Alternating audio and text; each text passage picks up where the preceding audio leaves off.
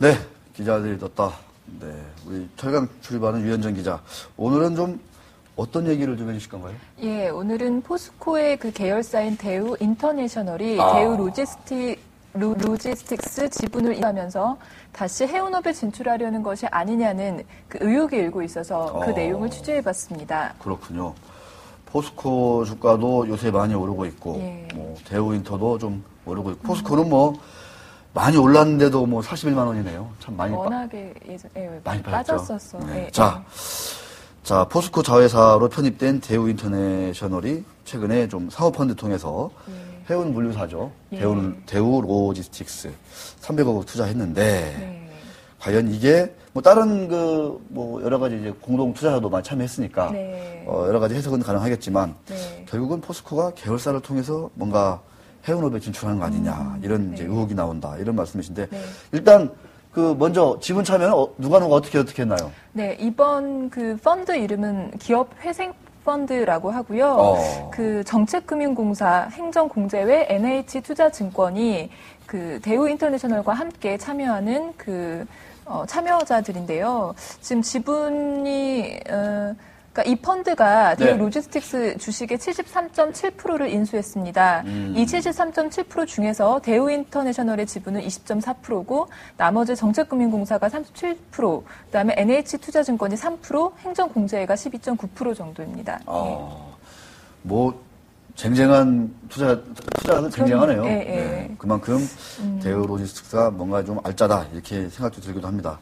자, 이게 그러면 포스코가 그럼 역시 이제 유통시장에 지난번에 대한통운 물 먹고 뭔가 이 해운 역시 또 이제 유통 아니겠습니까? 네, 그렇습니다. 바다 이제 수상 유통인데 이쪽으로 진출하는 거 아니냐는 의혹. 이 의혹은 좀 근거가 있어 보이기도 한데 어떻게 좀 보시나요? 네, 해운업계에서도 반발을 하고 나선 이유는 근거가 너무 충분하기 때문인데요. 일단은 포스코는 매년 물류 비용이 2조 7천억 원에 달한다고 알려져 있고요. 그래서 최근에 또 원가 절감이 철강업계의 화두이기 때문에 이 부분의 원가 절감이 필요해서 더욱더 좀 가능성이 제기되는 것이 아니냐는 분석이 있습니다.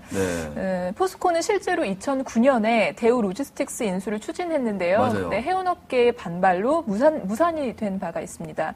또 지난해 말부터 대한통운 인수 의사를 밝히고 최근에 삼성 S와 컨소시엄을 이뤄서 본입찰에 참여했지만 그 높은 인수 가격을 써낸 CJ에 밀려서 인수 계획이 무산된 바 있습니다.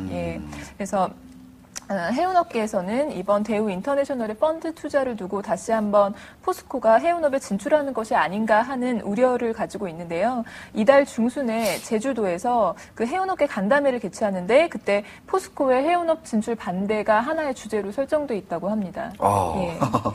포스코의 해운업계 진출 반대. 반대할 수밖에 없겠죠. 아무래도 대형 화주다 보니까 자기들 일감이 줄어드는 효과가 있으니까요. 엄청 주는 거죠. 2조 7천억이라니까 물류 비용만 매년. SDS는 안 들어갔네요 이번에. 같이. 자, 포스코의 입장.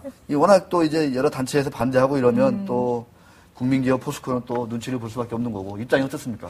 포스코 입장은 일단은 매우 그러한 해석에 대해서 경계하고 있는데요. 일단은 대우 인터내셔널의 펀드 투자는 독자적으로 추진하는 것이기 때문에 포스코의 해운업을 파악하는 것은 무리가 있다라는 입장입니다. 또 일단은 대우 로지스틱스가 대우 인터내셔널의 전신인 주 대우의 물류 부분이 분사해서 만들어진 회사입니다. 그래서 대우 인터내셔널하고 로지스틱스하고 한 건물을 지금 사용하고 있거든요. 또 과거에 그런 모기업이 같은 인연도 있어서 대우 인터내셔널 입장에서는 수익성이 나쁘지 않다고 판단해서 그러니까 투자 목적으로 사모펀드에 들어갔다라고 설명을 하고 있습니다. 그래서 따라서 이 FI잖아요. 이게 그것과 인수를 연계시키는 것은 무리가 있고 현재로서는 펀드 만기 시에 대우 인터내셔널도 이제 수익을 보고 빠질 예정이라고 밝히고 있습니다. 수익이 나오면 빠지겠다. 그러니까 근데 단순한 투자다. 단순한 투자다. 왜냐하면 종합상사는 해외에 그런 투자 목적의 자회사를 많이 보유하고 있는 경우가 있거든요. 사업상, 사업 포트폴리오상. 그래서 그런 것으로 좀 봐달라고 설명을 하더라고요. 지금 원래는 지금 최대 주주는 어디로 돼 있나요? 대우 로지스틱스가? 지금 원래 이제 사모펀드가 가지고 있는 거. 예, 그렇죠. 왜냐하면 73.7%를 인수했기 때문에 이 도움을 받아서 최근 6월에 법정 그 관리를 졸업했습니다. 네. 예, 그래서 근데 이게 또 인수화 되려면 오랜 시간이 걸린다고도 하더라고요. 아, 시간이 많이 걸리나요? 예, 왜냐하면 그게 이제 나중에 뭐 몇 년 후에 이걸 이 펀드가 아니라 정말로 지분 인수가 되기 위해서는 그러니까 맞아요. 어떤 과정이 좀 필요하다고 그렇죠. 하는데 주인 바뀌고 그러려면 또 공정위 기업 결합 심사도 거쳐야 되고 네, 단순한 펀드가 아니라 실질적인 지배주주가 된다면 말이죠. 그렇습니다. 네, 여러 가지 어떤 절차도 많이 밝혀야 된다. 그러니까 그 포스코 입장은 한마디로 얘기하면은 그러니까 여러 같이 하는데 우리 좀 일부를 참여했을 뿐이다. 그렇죠. 그래서 이게 옛날에 인연도 있고 네, 옛날부터 뭐 대우 인터내셔널이 같은 건물도 쓰고 있고 뭐나 같은 한솥밥 네, 한솥밥을 먹었던 그런 식구이기도 하고 자, 이 화주가 해운업 등에 진출할 경우에는 네, 장관 허가도 받아야 되는 거고. 네, 이게 그 문제가 되는 것이 지금 법 조항인데요. 그 해운법 24조에 따르면 대량 화물의 화주가 물류업에 진출하는 것을 사실상 금지하고 있거든요. 네.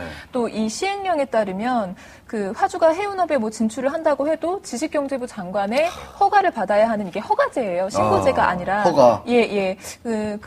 이런 문제 때문에 좀 해운업계에서 반발하는데 또 근거로 이게 사용되고 있거든요. 예. 그런데 이제 화주 업계에서도 이 규제가 너무 좀 가혹하다라는 반발이 있어서요. 2013년까지 재검토가 좀 예고돼 있습니다. 내년 정도의 시행령 같은 경우에는 재검토될 수 있는 좀 가능성이 좀 대두되고 있는 상황입니다. 네.